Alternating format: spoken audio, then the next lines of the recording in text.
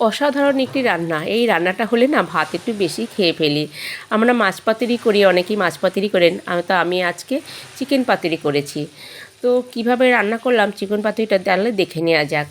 তো এখানে আমি 500 গ্রাম মাংস নিয়েছি, বড় বড় করেই পিস করে নিয়েছি। আর ছোট নতুন আলু একটু চোকলাটা ছাড়িয়ে নিয়েছি। এখানে পেঁয়াজ কুচিয়ে নিয়েছি পরিমাণ মতো, আদা রসুন বাটা, কাঁচা লঙ্কা বাটা, গোটা কাঁচা লঙ্কা, হলুদ গুঁড়ো, জিরের গুঁড়ো, কাশ্মীরের চিলি, নুন, মিষ্টি পরিমাণ মতো, আর কাঁচা সর্ষের তেল। সর্ষের তেলটা একটু বেশিই লাগে। তো এটা আমি মেখে আধ ঘন্টা রেখে দেবো। তারপরে এদিকে কলা পাতাটা একটু সেঁকে নেব যাতে ফেটে না যায়। তো একটা কড়াইয়ের মধ্যে, ছড়ানো কড়াই বা তাওয়ার মধ্যে এটা রান্না করলে ভালো হয়। তো কলা পাতাটা আমি একটু সাজিয়ে নিচ্ছি।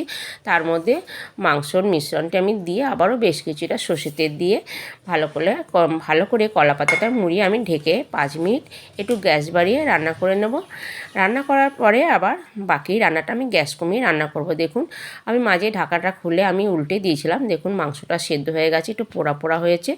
এটা গ্যাস কমিয়ে রান্না করতে হবে, তাহলে তেল মশলা মাংসের মধ্যে ঢুকবে, খেতে খুবই ভালো হবে।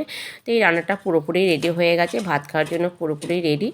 এদিকে দুপুর হয়ে গেছে, 1টা বেজে গেছে। বৌমা আমি খেতে বসে পড়েছি। বন্ধুরা ভীষণই ভালো লাগে, বাড়ি নিয়ে অবশ্যই খেয়ে দেখবেন।